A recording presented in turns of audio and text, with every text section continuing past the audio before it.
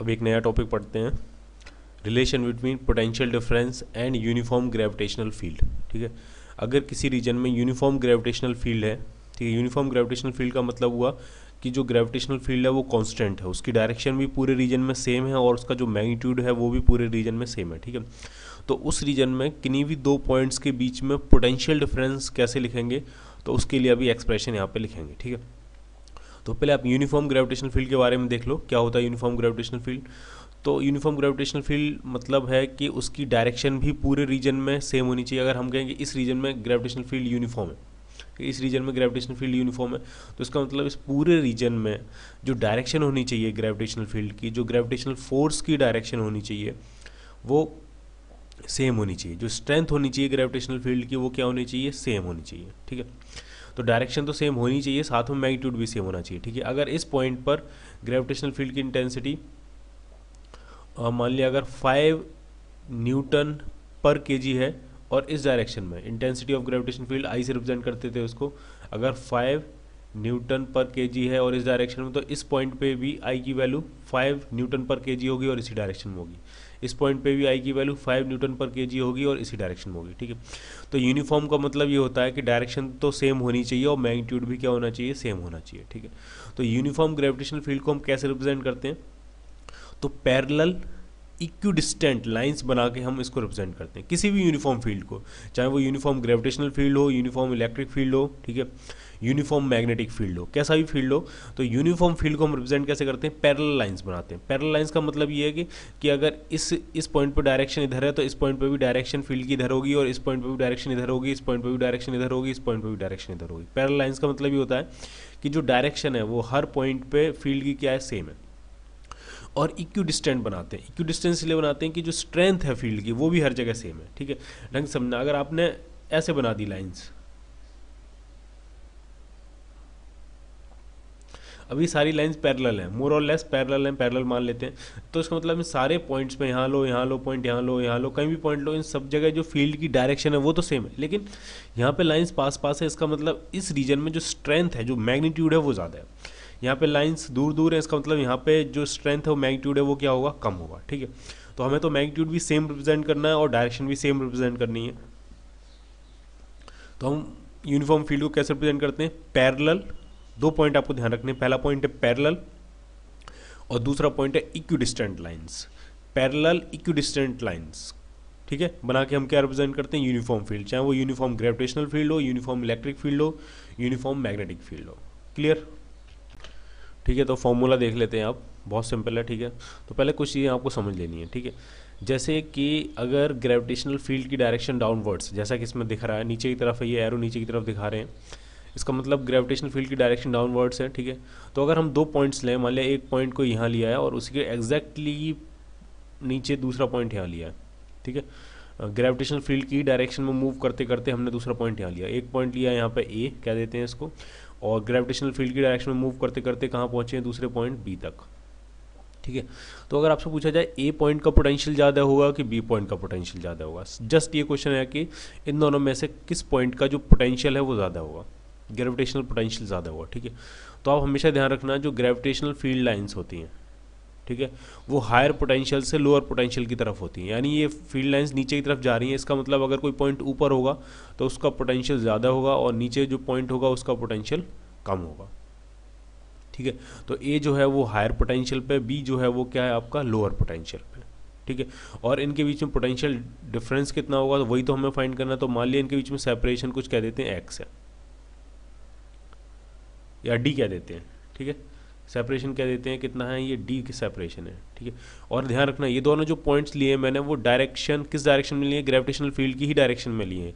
ऐसा नहीं लिया कि एक पॉइंट यहाँ लिया और दूसरा बी पॉइंट का यहाँ ले लिया, ऐसा नहीं, उसी लाइन के अलॉन्ग लिया, जिस लाइन के अलॉन्ग आपका ग्रेविटेशनल फील्ड है उसी लाइन के अलॉन्ग मैंने दूसरा पॉइंट बी लिया है। ठीक है, तो ए हायर पोटेंशियल पे, बी लोअर पोटेंशियल पे, तो उनके बीच में जो पोटेंशियल डिफरेंस होगा V A minus V V, जो पोटेंशियल डिफरेंस होगा यही हमें फाइंड करना था। उसका बहुत सिंपल फॉर्मूला है, वो हो जाएगा अगर इस रीजन में intensity of gravitational field I है, ठीक है, अगर इस रीजन में इंटेंसिटी ऑफ ग्रेविटेशनल फील्ड क्या है, आई, तो वो सिंपली हो जाएगा आई इंटू डी। क्लियर, वो सिंपली क्या हो जाएगा, आई में किससे मल्टीप्लाई कर देंगे हम, डी से, तो ये क्या मिल जाएगा आपको, potential difference V A minus V V. Simple. Clear? ठीक है। अगर क्वेश्चन कुछ ऐसा होता कि मान लिया एक पॉइंट तो आपने यहाँ लिया है ए, और दूसरा पॉइंट मान लिया आपने कहीं यहाँ ले लिया, कहीं भी यहाँ मान लेते हैं, मान लिया दूसरा पॉइंट बी यहाँ लिया है। अब आपसे पूछा जाए बताओ ए और बी के बीच का पोटेंशियल डिफरेंस कितना हो, तो अब भी क्लियर है कि जो ए है वो ओवरऑल ऊपर है, बी नीचे की तरफ है। ठीक है, ऊपर नीचे से मतलब नहीं है, इसमें ये मतलब है कि अगर फील्ड लाइंस की डायरेक्शन नीचे की तरफ है तो जो ऊपर पॉइंट होगा उसका हायर पोटेंशियल होगा, नीचे जो पॉइंट होगा उसका लोअर पोटेंशियल होगा, क्योंकि फील्ड लाइंस हमेशा किस तरफ होती है, हायर पोटेंशियल रीजन से लोअर पोटेंशियल रीजन की तरफ। ठीक है, जैसे अगर मान लिया फील्ड लाइंस इस तरफ है, तो अगर हम दो पॉइंट लें, एक पॉइंट यहाँ लें, एक पॉइंट यहाँ लें, तो डेफिनेटली ये जो होगा ये हायर पोटेंशियल पे होगा और ये जो होगा वो लोअर पोटेंशियल पे होगा। ठीक है, क्योंकि फील्ड लाइंस इस तरफ जा रही हैं, तो फील्ड लाइंस हमेशा कहाँ से कहाँ मूव करती हैं, हायर पोटेंशियल रीजन से लोअर पोटेंशियल रीजन में। ठीक है, अगर मैंने दो पॉइंट यहाँ ले लिए एग्जैक्टली, तो इन दोनों का पोटेंशियल सेम होगा, क्योंकि वो एक ही लाइन के अलॉन्ग आ रहे हैं। ठीक है, ना कोई उससे पहले है ना कोई उसके बाद है। ठीक है, अगर ये पॉइंट इस तरफ शिफ्ट हो जाए, ये पॉइंट इस तरफ शिफ्ट हो जाए, तो इसका पोटेंशियल हायर हो जाएगा और इसका पोटेंशियल क्या हो जाएगा, लोअर। अगर ये दोनों एक ही लाइन के अलॉन्ग आ जाते हैं तो इन दोनों का सेम पोटेंशियल हो जाएगा। ठीक है, एक लाइन आपको समझ में आनी चाहिए, एक लाइन का मतलब है इलेक्ट्रिक फील्ड की डायरेक्शन के परपेंडिकुलर लाइन के अलॉन्ग अगर आ जाते हैं। ठीक है, ढंग से समझना। अगर मैं जैसे मैं यहाँ बनाऊँ, या पहले इसको कंप्लीट कर लेते हैं फिर आगे देखते हैं। ठीक है, जैसे अभी तक हमने ये देखा कि दोनों पॉइंट्स अगर सेम लाइन में हो, ठीक है, और वो डायरेक्शन वही हो जो फील्ड की डायरेक्शन है, ठीक है, जो ग्रेविटेशनल फील्ड की डायरेक्शन अगर उसी लाइन के अलॉन्ग हो, तो फॉर्मूला क्या होता है, तो फॉर्मूला सिंपली होता है जो पोटेंशियल डिफरेंस होगा डेल्टा वी, वो सिंपली कह दोगे आई इंटू डी। ठीक है, अब ये बी पॉइंट थोड़ा शिफ्ट हो गया है। ठीक है, ठीक है, तो आप ढंग से समझना। अब ये जो डी डिस्टेंस होगी, अब मान लिया ये डिस्टेंस डी ये है डी डिस्टेंस। ठीक है, और ये ग्रेविटेशनल फील्ड की डायरेक्शन ये है, और इससे एंगल मान लिया कितना है, ये एंगल मान लिया है थीटा। क्लियर? तो अब भी हमें जो डिस्टेंस लेनी है वो डिस्टेंस लेनी है वो ग्रेविटेशनल फील्ड की ही डायरेक्शन में लेनी है, यानी यहाँ से मैं क्या ड्रॉप करूँगा ग्रेविटेशनल फील्ड की डायरेक्शन में, परपेंडिकुलर, ये परपेंडिकुलर ड्रॉप कर दिया। अभी जो मेरे काम की डिस्टेंस है वो ये डिस्टेंस है, ये डिस्टेंस। ठीक है, तो अब जो पोटेंशियल डिफरेंस होगा V A minus V V, वो हो जाएगा आपका ग्रेविटेशनल फील्ड की इंटेंसिटी आई है, और ये जो डिस्टेंस होगी, अगर ये डी है, ये एंगल थीटा है, तो ये जो डिस्टेंस हो जाएगी वो हो जाएगी डी कॉस थीटा। क्लियर? अब ये जो डिस्टेंस होगी कितनी हो जाएगी आपकी, डी कॉस थीटा, तो ये बन जाएगा पोटेंशियल डिफरेंस आपका। ठीक है, यानी आपको जो डिस्टेंस लेनी है वो किस लाइन के अलॉन्ग लेनी है, जिस डायरेक्शन के अलॉन्ग ग्रेविटेशनल फील्ड हो उसी डायरेक्शन अलॉन्ग आपको दोनों पॉइंट्स के बीच का सेपरेशन लेना है। ठीक है, क्लियर?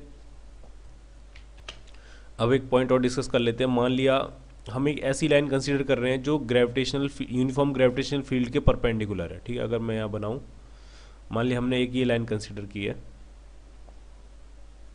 और ये पूरी लाइन इस ग्रेविटेशनल फील्ड की जो डायरेक्शन है उसके परपेंडिकुलर है। ठीक है, अब इस पर कुछ पॉइंट्स लिए, मान लिया एक पॉइंट यहाँ लिया, ये कह दिया ए, या इसको 1 कह देते हैं, ये पॉइंट है 1, ये पॉइंट यहाँ लिया है 2, ये पॉइंट यहाँ लिया है 3, ये पॉइंट यहाँ लिया है 4, ये पॉइंट यहाँ लिया है 5, कुछ कहीं भी ले लो, ये पॉइंट यहाँ लिया है 6, कहीं भी पूरे लाइन पे कहीं भी कुछ पॉइंट्स ले लिया। ठीक है, अब जरा ढंग से देखना, ये दोनों जो पॉइंट्स हैं ए 1 और 2, इनके बीच में कुछ ना कुछ सेपरेशन होगा। ठीक है, लेकिन क्या इनके बीच के सेपरेशन का कोई कंपोनेंट ग्रेविटेशन फील्ड की डायरेक्शन में, इनके बीच में जो भी सेपरेशन है वो ग्रेविटेशनल फील्ड के परपेंडिकुलर डायरेक्शन में, ग्रेविटेशनल फील्ड के अलोंग तो कोई भी इनके बीच में सेपरेशन नहीं है। ठीक है, तो इसका मतलब इन जितने भी पॉइंट्स यहाँ लिखे हैं इन सबका पोटेंशियल क्या होगा, सेम। कोई भी पॉइंट ऊपर नहीं है, कोई भी पॉइंट नीचे नहीं है, सारे सारे एक ही लाइन में। ठीक है, और वो जो लाइन है वो ग्रेविटेशनल फील्ड के परपेंडिकुलर है। ठीक है, तो आपको ध्यान रखना है यूनिफॉर्म ग्रेविटेशनल फील्ड के जो परपेंडिकुलर लाइन होती है, यूनिफॉर्म ग्रेविटेशनल फील्ड के जो लाइन परपेंडिकुलर होती है, उस लाइन पे प्रेजेंट सारे पॉइंट्स का जो पोटेंशियल होता है वो सेम होता है।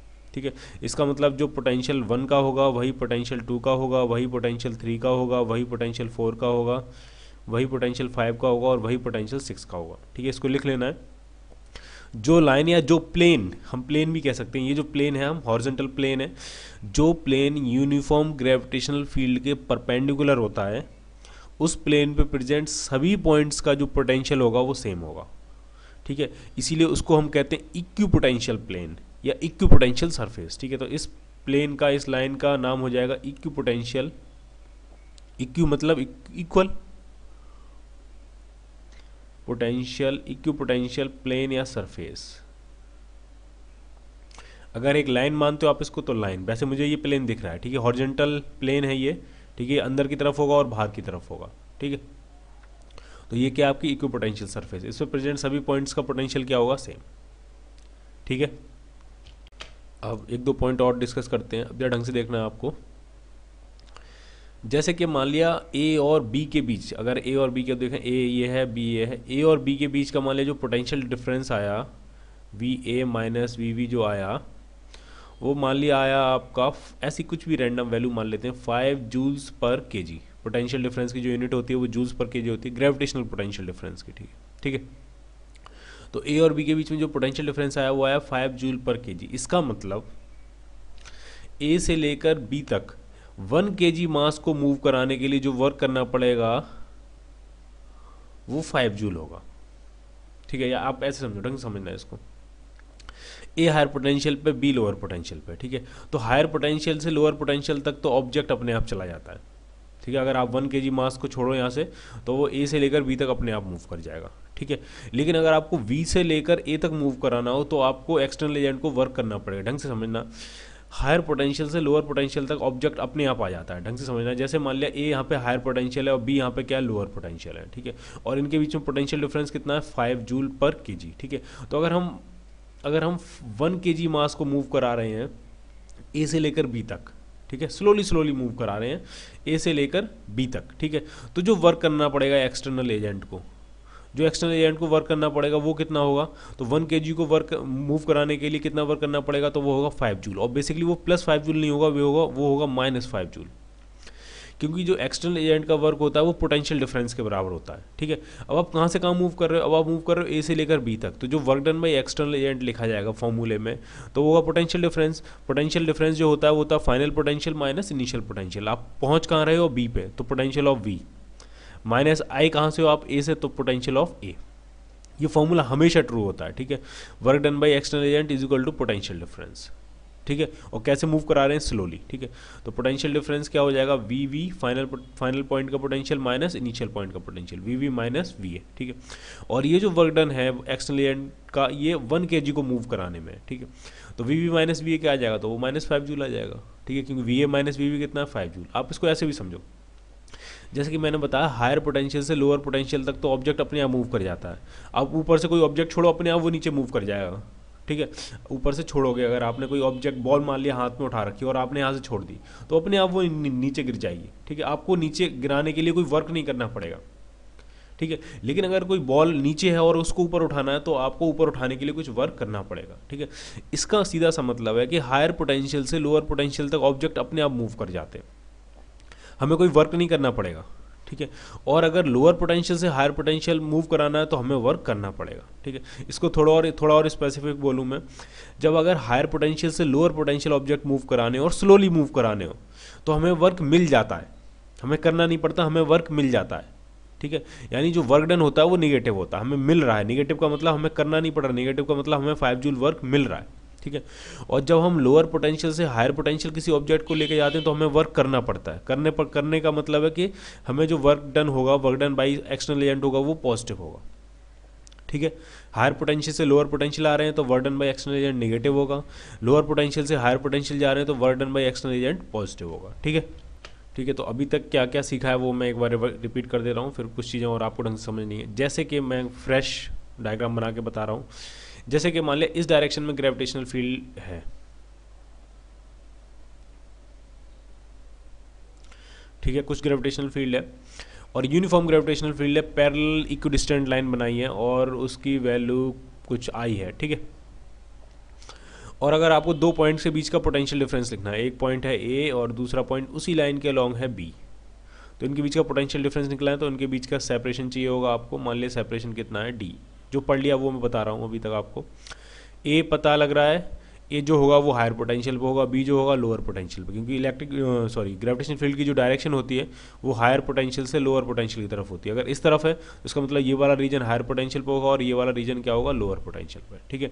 तो V A minus V V कितना होगा, तो ये जो डी जो डिस्टेंस है वो ग्रेविटेशनल फील्ड की ही डायरेक्शन में, तो सिंपली डायरेक्ट क्या कर देंगे हम, आई इंटू डी, ठीक है, क्लियर यहाँ तक, ठीक है। दूसरी चीज हमने ये पढ़ी कि अगर बी पॉइंट मान लिया यहाँ नहीं है, कहीं यहाँ है, कहीं यहाँ है, तो हमें ये डिस्टेंस नहीं लेनी है, हमें अब भी कौन सी डिस्टेंस लेनी है, हमें अब भी वही डिस्टेंस लेनी है, अभी भी हमें वही उसी डिस्टेंस का कंपोनेंट लेना है जो कि ग्रेविटेशनल फील्ड की डायरेक्शन में हो, ठीक है। तो अगर अभी ये डी है तो हमें डी नहीं लेना है, हमें क्या लेना है, इस डी का वो कंपोनेंट लेना है जो इस डायरेक्शन में हो। तो यहाँ से हम क्या ड्रॉप करेंगे, परपेंडिकुलर, ठीक है। तो ये क्या बन जाएगा, ये बन जाएगा आपका, ये बन जाएगा आपका डी कॉस थीटा, हमें ये कंपोनेंट चाहिए अब, ठीक है। तो अब जो पोटेंशियल डिफरेंस हो जाएगा वो बन जाएगा I into D into cos theta, ठीक है, ठीक है। हमें उसी डिस्टेंस से मल्टीप्लाई करना होता है जो डिस्टेंस ग्रेविटेशनल फील्ड की ही डायरेक्शन में होती है, ठीक है। यहाँ तक क्लियर है। उसके बाद अब हमने क्या पढ़ा,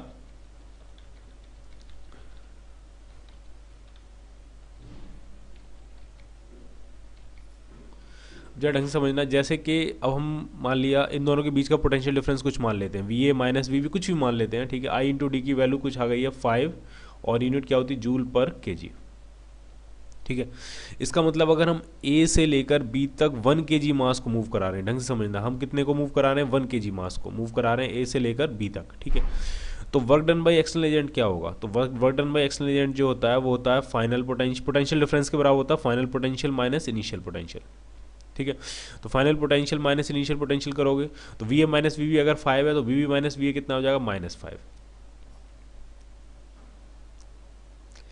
क्लियर, -5 जूल्स पर केजी, ठीक है।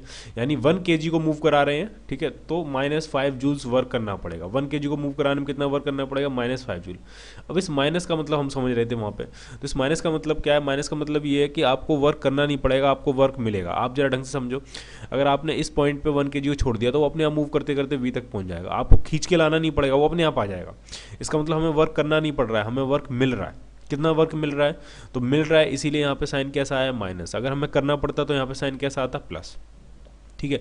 तो मैंने जो पॉइंट लिखा था, समझाया था आपको, वो पॉइंट ये था कि हायर पोटेंशियल से जब हम लोअर पोटेंशियल तक जाते हैं तो work done by external agent negative होता है, हमें वर्क करना नहीं पड़ता, हमें वर्क मिल जाता है, ठीक है।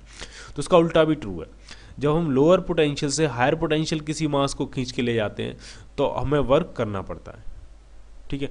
अगर हम 1 kg को बी से लेकर ए तक लेके जाएं तो हमें वर्क करना पड़ेगा, कितना करना पड़ेगा, 5 जूल्स, ठीक है। तो work done by external agent का फॉर्मूला क्या हुआ, तो work done by external agent हो जाता है फाइनल पॉइंट का पोटेंशियल माइनस इनिशियल पॉइंट का पोटेंशियल। लेकिन एक मिनट रुको, ये जो वर्क डन है ये वर्क डन होता है 1 kg को ले जाने के लिए, ठीक है। अगर हम m0 kg को 10 kg को ले जा रहे हैं तो इसमें किससे मल्टीप्लाई करेंगे, 10 से। अगर हम 20 kg को लेके जा रहे हैं तो इसमें किससे मल्टीप्लाई करेंगे, 20 से, ठीक है।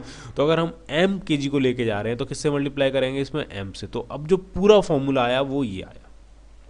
अब अगर आप ढंग से देखो तो इसकी यूनिट क्या होती है, इसकी यूनिट होती है जूल्स पर केजी, और मास की यूनिट क्या होती है, केजी। तो केजी से केजी, और अब प्रॉपर यूनिट मिलेगी आपको वर्क डन की, वो क्या है, जूल, ठीक है। तो work done by external agent का फॉर्मूला आप लिख लो ढंग से, इसमें किसी पॉइंट पर अगर हम मूव कराते हैं तो वो होता है फाइनल पॉइंट का पोटेंशियल माइनस इनिशियल पॉइंट का पोटेंशियल। ये वर्क डन होगा 1 kg को मूव कराने में, तो m kg को मूव कराने में इंटू m, ठीक है। हायर पोटेंशियल से लोअर पोटेंशियल तक वर्क डन नेगेटिव होगा। अगर हायर से लोअर मूव कराना है, मतलब वी इनिशियल ज़्यादा है, वी फाइनल कम है, हायर से लोअर मूव करा रहे हो, वी इनिशियल ज़्यादा है, वी फाइनल कम है, तो ओवरऑल ये वैल्यू कैसी आएगी, नेगेटिव, ठीक है। अगर हम लोअर से हायर मूव करा रहे हैं, लोअर से हायर, तो ये इसकी वैल्यू ज़्यादा होगी, फाइनल की वैल्यू ज़्यादा होगी, इनिशियल की वैल्यू कम होगी, तो ओवरऑल आंसर कैसा आ जाएगा, पॉजिटिव, क्लियर, ठीक है। अब उसी को थोड़ा और एक्सटेंड करके देखते हैं। वही है आपका पोटेंशियल डिफरेंस और यूनिफॉर्म ग्रेविटेशनल फील्ड में रिलेशन। अब मान लिया आपको वेक्टर फॉर्म में दिया है, मान लिया कहीं दिया है कि ग्रेविटेशनल फील्ड इंटेंसिटी आपको दी है, कुछ ऐसी दी है 3i cap plus 4j cap plus 5k cap, 3 dimensional है और यूनिफॉर्म है। यूनिफॉर्म कैसे पता लगता है, इसमें कोई भी फैक्टर वेरिएबल नहीं है, जो भी है ये यूनिफॉर्म वेक्टर है, कांस्टेंट वेक्टर, इसमें जहाँ पे जो कुछ भी लिखा है सब कुछ कांस्टेंट है, ठीक है। तो इसका मतलब जो ग्रेविटेशनल फील्ड होगा वो यूनिफॉर्म होगा, कांस्टेंट होगा, ठीक है, कुछ भी चीज़ वेरिएबल नहीं है, ठीक है। अगर यहाँ 3x लिखा होता, इसका मतलब अब x तो वेरिएबल हो गया, ठीक है, तो ये यूनिफॉर्म नहीं रहता, वो फिर ये क्या हो जाता, नॉन यूनिफॉर्म हो जाता, ठीक है। तो x नहीं है, इसका मतलब i क्या है आपका, यूनिफॉर्म है, कॉन्स्टेंट है, ठीक है।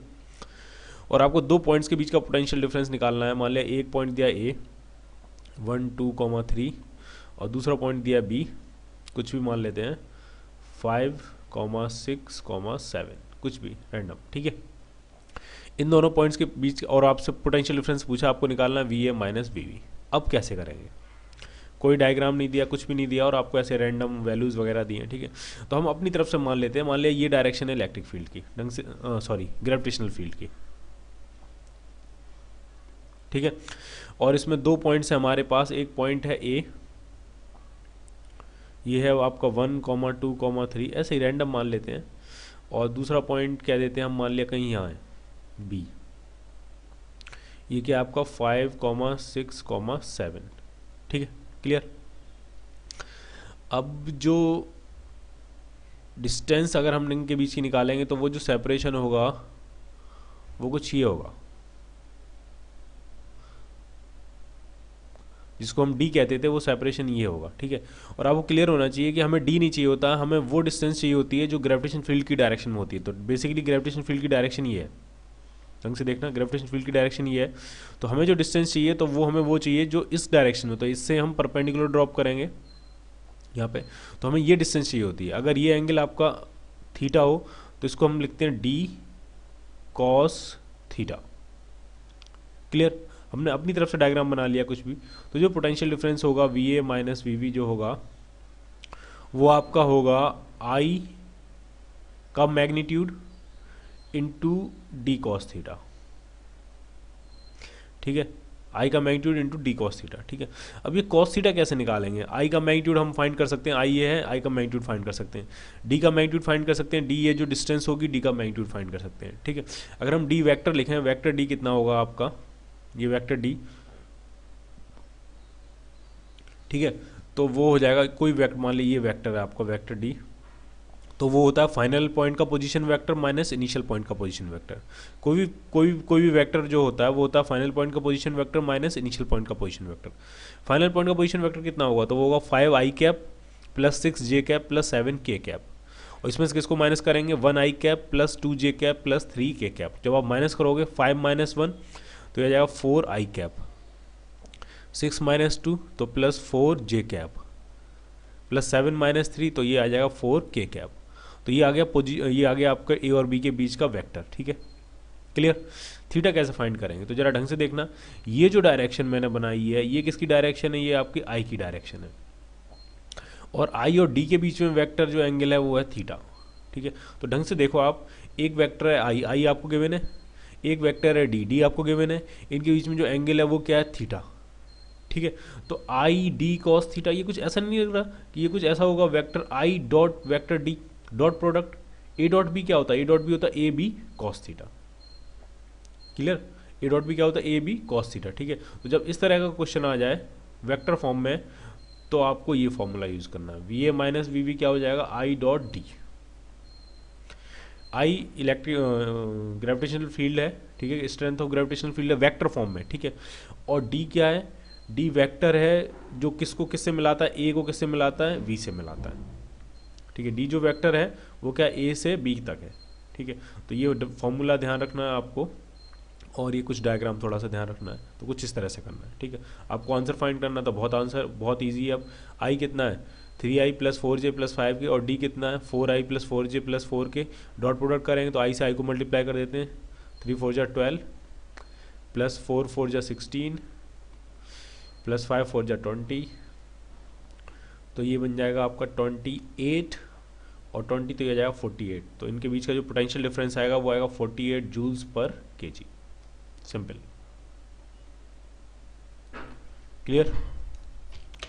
अब एक चीज़ और आपको समझ लेनी है जो आपको याद रखनी है, ठीक है। ये फॉर्मूला आपको ऐसे नहीं याद रखना है, कैसे याद रखना है वो मैं आपको बता दूं। जो मैंने यहाँ पे किया ये आपको याद नहीं रखना है, ठीक है। जो फॉर्मूला यहाँ लिखा है इस पॉइंट पे अभी लिखा हुआ है ये नहीं आपको याद रखना है, इसका थोड़ा सा डिफरेंट फॉर्म याद रखनी है। कैसे याद रखनी है वो ढंग से समझना, ठीक है। जब सब कुछ वेक्टर में दिया हो और ये जो आपका फील्ड है वो कांस्टेंट हो, तब क्या फॉर्मूला है, तो जैसे मान लिया एक पॉइंट दिया ए, एक पॉइंट दिया बी, और आपको ये फाइंड करना है V A minus V V, ठीक है, क्लियर। या ऐसे मत समझो आप, इसको ऐसे समझो, दो पॉइंट के बीच का पोटेंशियल डिफरेंस फाइंड करना है। एक पॉइंट है मान लिया 1 पॉइंट और दूसरा पॉइंट है मान लिया 2 पॉइंट, ठीक है। इन दोनों के बीच का पोटेंशियल डिफरेंस फाइंड करना है, ठीक है। तो आप ये मत सोचो कौन सा हायर है कौन सा लोअर है, आपको बस पोटेंशियल डिफरेंस फाइंड करना है, तो आप V2 माइनस V1 लिख दो, ठीक है। फाइनल माइनस इनिशियल, अभी तक हम जो कर रहे हैं वो इनिशियल माइनस फाइनल कर रहे थे, ठीक है। अब मैं इसको उल्टा लिख रहा हूँ, ठीक है। मैं VA माइनस VB नहीं लिख रहा हूँ, मैं लिख रहा हूँ VB minus VA, final minus initial, ठीक है। फाइनल पॉइंट का पोटेंशियल माइनस इनिशियल पॉइंट का पोटेंशियल, ठीक है। तो वो जाता I into D, I into D, लेकिन अब I इंटू डी के आगे एक माइनस भी लगा, क्यों? बहुत सिंपल है, जब VA माइनस VB लिखा है तो I इंटू डी है, तो जब VB माइनस VA लिखेंगे तो यहाँ पे क्या लगा देंगे, एक माइनस, ठीक है। तो वो मैंने माइनस यहाँ लगा दिया है, ठीक है। आपको ये फॉर्मूला याद रखना है, ढंग से समझो ये है क्या, यही फॉर्मूला है, बस ये VA माइनस VB था, इसको मैंने उल्टा कर दिया है। ये था इनिशियल माइनस फाइनल। बेसिकली हम इनिशियल माइनस फाइनल के टर्म्स में नहीं लिखते हैं, जब भी डिफरेंस पूछा जाता है, डिफरेंस का मतलब ही क्या होता है, फाइनल माइनस इनिशियल, खत्म, ठीक है। तो जब भी आपसे डिफरेंस पूछा जाएगा तो हम किस फॉर्मेट में लिखेंगे, फाइनल माइनस इनिशियल के फॉर्मेट में, इनिशियल माइनस फाइनल के फॉर्मेट में नहीं लिखेंगे, ठीक है। तो जब हम फाइनल माइनस इनिशियल करेंगे तो यहाँ पे क्या आ जाएगा, एक माइनस, तो वही मैंने यहाँ लिखा है, V2 minus V1 is equal to minus I into D, clear, ठीक है।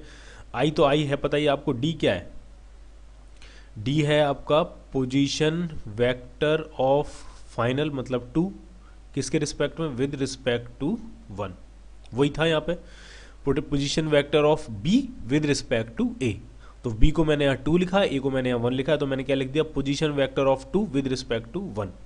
यहाँ लिखा जाएगा D को, तो क्या लिखा जाएगा, D क्या, position vector of B final जो भी है with respect to position vector of with respect to A, clear. तो जो फॉर्मूला वो आपको ध्यान रखना है, सीधे सीधे मान लिया ये पॉइंट है इनिशियल पॉइंट, ये पॉइंट है आपका फाइनल पॉइंट, इस रीजन में कुछ uniform electric field, uniform gravitational field है I, तो इनके बीच का जो पोटेंशियल डिफरेंस होगा, फाइनल पॉइंट का पोटेंशियल माइनस इनिशियल पॉइंट का पोटेंशियल, वो हो जाएगा minus I dot D,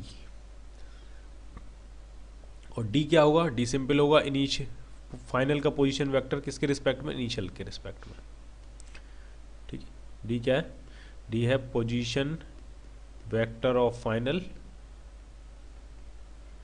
with respect to initial, ठीक है।